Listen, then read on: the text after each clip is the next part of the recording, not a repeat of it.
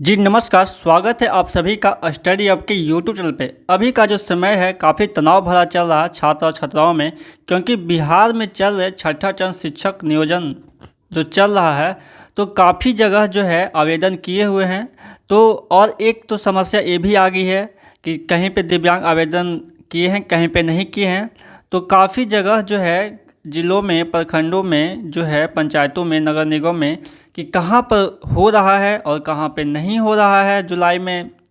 तो ये सारे समस्या आ रहे हैं और बहुत सारे जगह जो है अप्लाई किए हुए हैं, तो ये सारा हौच पौच सा हो गया है। तो सबसे पहले यहाँ पर देख लें कि आपको जो है डॉक्यूमेंट्स में क्या क्या लगेंगे। यहाँ पे आप देख सकते हैं डॉक्टर रंजीत कुमार सिंह आईएएस के द्वारा, जो प्राथमिक शिक्षा के निदेशक हैं, उन्होंने कल जो है एक संपूर्ण विस्तार रूप से एक वीडियो जो है लाइव आकर के सारी बातें बताएं।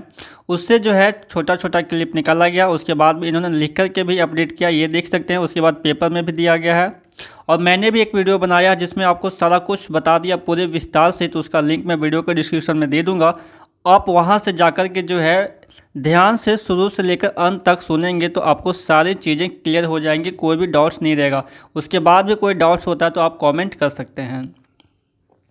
तो सबसे पहले तो देखिए, इसे तो बताएंगे ही क्या इसमें है, ठीक है। उससे पहले जान लें कि आप कैसे काउंसेलिंग करवाने जाएंगे। सबसे पहले तो आपने जहाँ जहाँ फार्म डाला है उसे सिलेक्ट कर लें, कहाँ कहाँ आपने फार्म डाला है, और देख लीजिए कि किस प्रखंड, पंचायत और नगर निगम में कितने सीटें हैं। उसके अनुसार आप फिर चेक करें कि कौन सा ज़िला में जो है अभी जुलाई में नियोजन हो रहा है और अभी जो है कहाँ पे नहीं हो रहा है। इस चीज़ को पहले क्लियर कर लीजिए, और क्लियर करने के बाद जो है आप अपने अनुसार अपने कैटेगरी में, कोटि आरक्षण में जो भी है वो सीटें अपने अनुसार आप देख लें। उसी के अकॉर्डिंग जो है आप अपना प्लान तैयार कीजिएगा। और बिना प्लान किए हुए नहीं जा सकते, बिना प्लान के जाएंगे तो फिर प्रॉब्लम हो जाएगी। इसलिए प्लान पहले कर ले, देख लें कहाँ पे हो रही है, कहाँ पे नहीं हो रही है। हो सके आप जहाँ पे जाए वहाँ पे हो सकता है कि दिव्यांग का आवेदन हो और वहाँ पे काउंसलिंग हो ही नहीं रहा, तो आप फिर फंस जाएंगे। तो इस तरह से जो है आप सबसे पहले जो मैंने बातें बताया उसे ध्यान से सोच समझ कर अपने अनुसार आप देख लीजिएगा। यह मेरा जो है मानना है अपने अनुसार, बाकी आप खुद का देख लीजिएगा, ठीक है। तो यहाँ पे तो सबसे पहले देख लें, कल के वीडियो में मैंने तो डिटेल बता ही दिया था। यहाँ पे देख लें कि ऑल डीईओ डीपीओ कृपया ध्यान दें, आज से ही जिला स्तरीय कंट्रोल रूम को फंक्शनल कर दें, और किसी भी कैंडिडेट्स के माता पिता के नाम में स्पेलिंग मिस्टेक है तो एफिडेविट से मान होंगे। यदि आपके डॉक्यूमेंट्स में फॉर्म जमा करते समय या फिर ओरिजिनल में जो भी है प्रॉब्लम आता है, माता पिता के नाम में या स्पेलिंग का मिस्टेक हो चुका है, तो आप एफिडेविट लगा करके आप अपना कार्य आगे बढ़ा सकते हैं, आपका कार्य रुकेगा नहीं। तो यह काफ़ी इंपॉर्टेंट वीडियो होने वाला है आगे और भी, तो ध्यान से सुनिएगा और अंत तक बने रहिएगा। और जो सेकंड है कि बीसी ईबीसी के लिए कास्ट सर्टिफिकेट ही चाहिए, इनकम सर्टिफिकेट की ज़रूरत नहीं है। जनरल ओबीसी में इनकम सर्टिफिकेट की ज़रूरत होती है, ठीक है। यदि आप जनरल में आते हैं या ओबीसी में आते हैं तो आपको इनकम सर्टिफिकेट लगेगा। यदि आप ईबीसी या बीसी में आते हैं तो इनकम सर्टिफिकेट यानी आय जो है आपका नहीं लगेगा। इस आशय का ऑफिशियल ऑर्डर आज मिल जाएगा। नेक्स्ट है, मेगा सूची के क्रम में ही कैंडिडेट को बुलाना है, यानी जिस तरह से मेरिट लिस्ट आपका बना है आपका कैटेगरी वाइज, उसी तरह से जो है कैंडिडेट्स को बुलाना है। किंतु साथ ही ये भी घोषणा करेंगे कि किन्हीं को मेगा सूची में एक्चुअल में नीचे कर दिया गया हो तो उनको भी मूल आवेदन और सर्टिफिकेट मिलान करके सही क्रम में मौका दिया जाएगा। जिस जिले में मेरिट लिस्ट के बजाय रैंडमली लिस्ट बनाया गया है वहाँ टॉप से परसेंटेज के अनुसार बुलाया जाए, ठीक है। यहाँ पे आप देख सकते हैं कि जिस तरह से जिसका परसेंटेज बन रहा है उसी के अनुसार बुलाया जाएगा। बाकी आपके कोई क्वेरीज या सजेशंस हो तो मुझे मैसेज कर सकते हैं। ये मुझे का मतलब यहाँ पे आप देख लें किन्हें मैसेज करना है। यहाँ पे आप देख सकते हैं उनके, आप यूट्यूब पे या फेसबुक पेज पे जा कर के उन्हें मैसेज कर सकते हैं। रिप्लाई हो सके तो आ भी सकता है। चलिए आगे देख लेते हैं यहाँ पे कि काउंसलिंग जो है कल से स्टार्ट है। आज 4 तारीख है, कल जो है 5 तारीख से जो है काउंसलिंग आपका स्टार्ट है। तो 3 बार पुकारा जाएगा नाम। काउंसलिंग में कैसे क्या होगा आप सभी को पता ही होगा। तो 3 बार जो है आपका नाम पुकारा जाएगा, नहीं आए तो जाएगा मौका। यानी मैंने कल ही बताया है कि पहले आओ पहले पाओ के हिसाब किताब से यहाँ पे चल रहा है।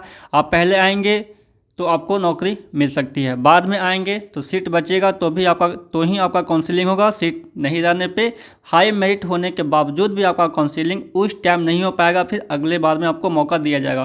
तो यही चीज़ यहाँ पे साफ साफ लिखा हुआ है, बाकी डिटेल में पढ़ के बताएंगे। जो भी बातें यहाँ पे लिखा हुआ है कि काउंसलिंग जो है कल से स्टार्ट है, 3 बार पुकारा जाएगा नाम, नहीं आए तो जाएगा मौका।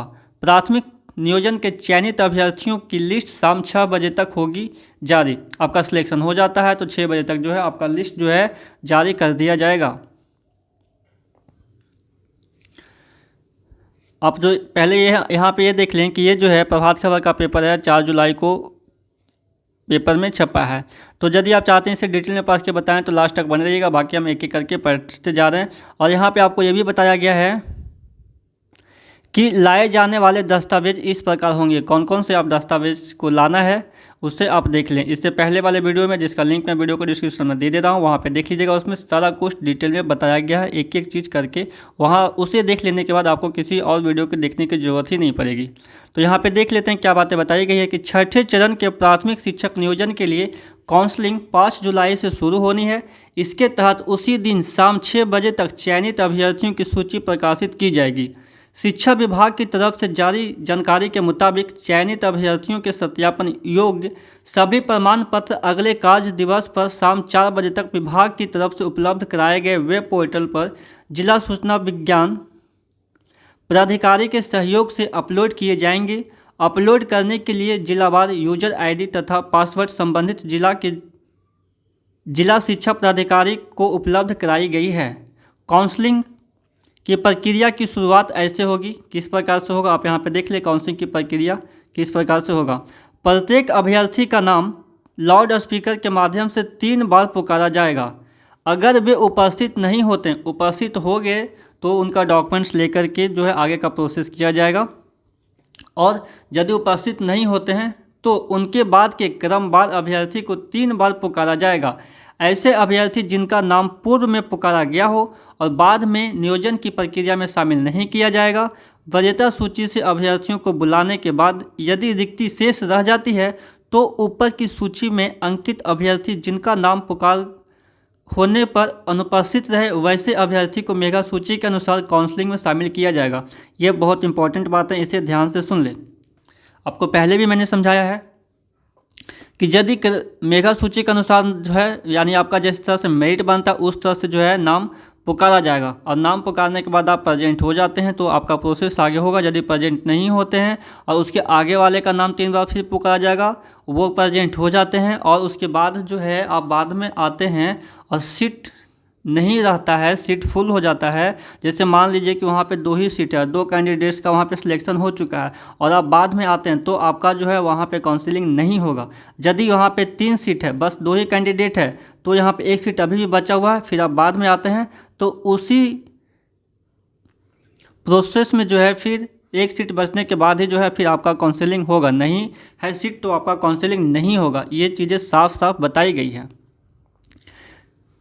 तैयारी कर रहे अभ्यर्थी यह भी जान ले, शिक्षक पात्रता परीक्षा में 82 या कम अंक प्राप्त करने वाले को 2 अंक का अतिरिक्त मेगा अंक देय नहीं होगा। 82 नंबर है या उससे कम है तो जो 2 अंक मिलता है वो आपको नहीं मिलेगा। काउंसलिंग के क्रम में रिक्ति के अनुसार चयनित अभ्यर्थियों के प्रशैक्षणिक प्रमाण पत्र और शिक्षक पात्रता परीक्षा मूल प्रमाण पत्र को जमा कर लिया जाएगा। प्रमाण पत्र अंक पत्र अभ्यर्थी द्वारा हस्ताक्षरित होगा।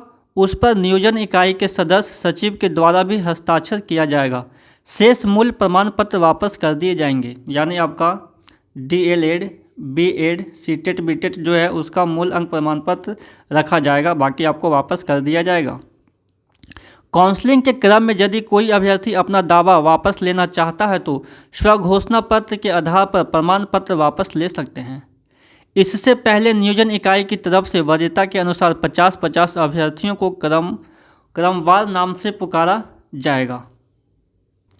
तो यहाँ पर देख लें कि अभ्यर्थियों को पुकारने का क्रम इस प्रकार से होगा।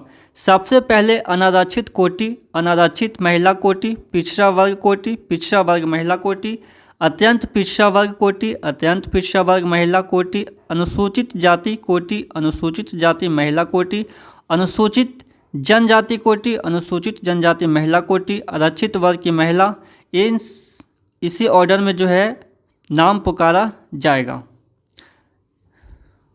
यदि आप इसे देखना चाहते हैं तो टेलीग्राम के लिंक पे मैं दे दूंगा, आप वहाँ से भी इसे देख सकते हैं। अब बातें कर लेते हैं काउंसलिंग के लिए क्या खास प्रबंध किए गए हैं, उसे भी देख लें, क्योंकि आप पहले से जाने हुए रहेंगे तो वहाँ आप आसानी से अपने कार्य को आगे जल्दी जल्दी करवा सकते हैं। नहीं तो फिर भागदौड़ करेंगे तो फिर आपको पुलिस के डंडे भी वहाँ पे पड़ सकते हैं। तो जान ले कि वहाँ पे क्या प्रबंध है, क्या आपको करना है, क्या नहीं करना है। काउंसलिंग स्थल पर नियोजनवार वीडियोग्राफी कराई जाएगी। इसके अलावा समस्त काउंसलिंग सेंटर के परिसर की स्थितियों पर नज़र रखने के लिए अलग से वीडियोग्राफी कराई जाएगी, जिसका लाइव एक्सेस के जरिए शिक्षा विभाग के मुख्यालय पर देखा जा सकेगा। संबंधित अभ्यर्थियों को जानकारी देने के लिए प्रत्येक काउंसलिंग सेंटर पर हेल्प डेस्क भी बनाई जाएगी। काउंसलिंग में नियोजन इकाई के सदस्य सचिव उपस्थित रहेंगे। ऐसा नहीं हुआ तो उनके खिलाफ सख्त अनुशासनात्मक कार्यवाही की जाएगी। काउंसलिंग की प्रक्रिया पर पूर्ण निगरानी और दूसरी सूचनाओं के लिए एक कंट्रोल रूम स्थापित किया जाएगा। इसका दूरभाषा नंबर यहाँ पे है, आप इसे नोट भी कर लेते हैं, नोट भी कर ले सकते हैं। 6122215181 यह नंबर है। प्रत्येक कार्य दिवस पर सुबह 10 बजे से शाम 6 बजे तक कार्यशील रहेगा। काउंसलिंग से संबंधित प्रक्रिया से जुड़ी आवश्यक बातें हैं। प्रत्येक नियोजन इकाई की तरफ से अनुमोदित मेगा सूची में अंकित सभी अभ्यर्थियों को अपने फोटोयुक्त पहचान पत्र, यानी जैसे में आधार कार्ड, पैन कार्ड और ड्राइविंग लाइसेंस लाना होगा। इसका ओरिजिनल कॉपी लेके जाइएगा और जेरॉक्स भी करवा लीजिएगा। ये नहीं कि जो फोटो कॉपी डुप्लीकेट बनता है वो लेकर के चले गए तो वहाँ पे फिर आपको दिक्कत हो सकती है। ओरिजिनल कॉपी लेकर के जरूर जाएं। ड्राइविंग लाइसेंस लाना होगा, तभी उन्हें काउंसलिंग प्रक्रिया में शामिल किया जाएगा। यदि आप ये डॉक्यूमेंट्स फोटो युक्त पहचान पत्र लेकर के नहीं जाते हैं, आइडेंटिटी कार्ड फोटो वाला, तो आपको काउंसलिंग में शामिल नहीं किया जाएगा। काउंसलिंग से आपको वहाँ से निकाल दिया जाएगा। जिला शिक्षा प्राधिकारियों को इससे पहले कक्षा 1 से 5 और 6 से 8 तक से जुड़ी आवश्यक सूचना के साथ काउंसलिंग स्थल की सूचना NIC की वेबसाइट पर अपलोड करनी है। काउंसलिंग में अभ्यर्थियों की तरफ से दिए गए अभ्यावेदन के साथ दस्तावेजों के मूल प्रति के साथ दो छाया प्रति भी लाना होगा। यदि आप एक जगह काउंसलिंग करवाते हैं तो एक डॉक्यूमेंट से कम 2 जेरॉक्स आपको करवा करके ले जाने होंगे। लेकिन आप लोग होशियार हैं तो उससे ज़्यादा ही करवा कर ले जाइएगा और अपने साथ रखेंगे भी, क्योंकि हो सके एक में कुछ गलत हो जाए तो फिर दूसरा रहेगा तो फिर आप झट से निकाल करके अपना कार्य आगे बढ़ा सकते हैं। तो आप लोगों के पास पहले से ही बचा हुआ होगा ही, क्योंकि इतने सारे तो करवाए होंगे जेरॉक्स, तो सभी तो फॉर्म अप्लाई हुआ नहीं होगा। तो जो है वो बचा हुआ है, या फिर नहीं भी बचा हुआ है तो आप उसे करवा करके ले करके जाइएगा। 50-50 अभ्यर्थियों की होगी काउंसलिंग। काउंसलिंग जो होगा 50-50 अभ्यर्थियों का होगा। किस तरह से होगा देखें कि काउंसलिंग सेंटर पर मेरिट के हिसाब से 50-50 अभ्यर्थियों की काउंसलिंग की जाएगी। इनके क्रमवार नाम पुकारे जाएंगे। काउंसलिंग प्रक्रिया पूरी होने के बाद अभ्यर्थियों की पंजी को क्लोज कर दिया जाएगा। और जो मेन खास बातें हैं यहाँ पे हैं, जरूर देख लें कि लाए जाने वाले दस्तावेज किस प्रकार से होंगे। जो आप दस्तावेज लेकर के जाएंगे तो कौन कौन से दस्तावेज लेकर के जाएंगे, यहाँ पे बातें बताई गई है। माध्यमिक, उच्च माध्यमिक, स्नातक के अंक पत्र एवं प्रमाण पत्र, स्नातक की डिग्री वे लाएंगे जिनकी नियुक्ति स्नातक प्रमाण पत्र के आधार पर होनी है। आप स्नातक का लाएंगे यदि आपका स्नातक के आधार पर जो है नियुक्ति होने वाली है, तो जिनका ज़रूरत नहीं है वो क्यों लाएंगे। नेक्स्ट है प्रशिक्षण का अंक एवं प्रमाण पत्र, यानी DLED आपने किया है, B.Ed किया है या NIOC किया है तो उसका जो है अंक और प्रमाण पत्र लेकर के आएंगे, ओरिजिनल और 2 जेरॉक्स साथ में। शिक्षक पात्रता परीक्षा का अंक और प्रमाण पत्र, यानी आपने CTET किया हो या BTET या STET जो भी हो पास, तो वे लेकर के आना है। नेक्स्ट है आरक्षित कोटि के अभ्यर्थियों के लिए जाति प्रमाण पत्र। यदि आप आरक्षित में आते हैं तो जाति प्रमाण पत्र आपको लेकर के आना है। आरक्षित कोटि के अभ्यर्थियों के लिए आवासीय प्रमाण पत्र लाना है। पिछड़ी एवं अत्यंत पिछड़ी जाति के लिए आय प्रमाण पत्र यहाँ पे लिखा हुआ है, जो लिखा हुआ है मैं आपको बता रहा हूँ, यहाँ पे लेकर के आना है।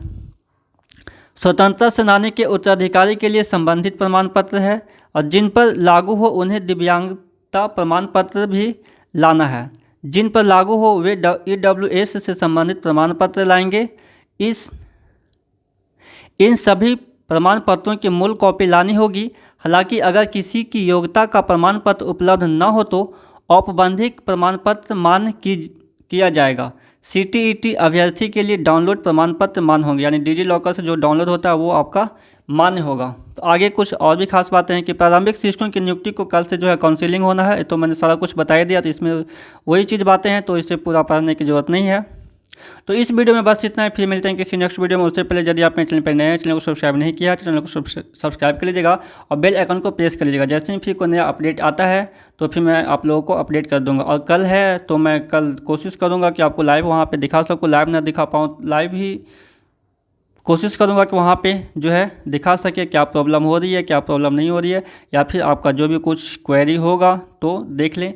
जिनका 5 तारीख को है वो तो तैयारी करके ही जाएं, और जिनका 6-7 को होने वाला है तो 5 तारीख को जो है जा कर के ज़रूर देख लें। आपके लिए समझ लीजिए कि ट्रायल वर्जन है कि किस तरह से जो है फिर आप तैयार होकर के 6 को जाएंगे, और जो गलती 5 तारीख में करेंगे वो आप नहीं करेंगे। इसलिए आप लोगों को भी जा कर के देखने की आवश्यकता ज़रूर है। यदि नहीं जाके देख सकते हैं तो यूट्यूब के माध्यम से आप ज़रूर देख लीजिएगा।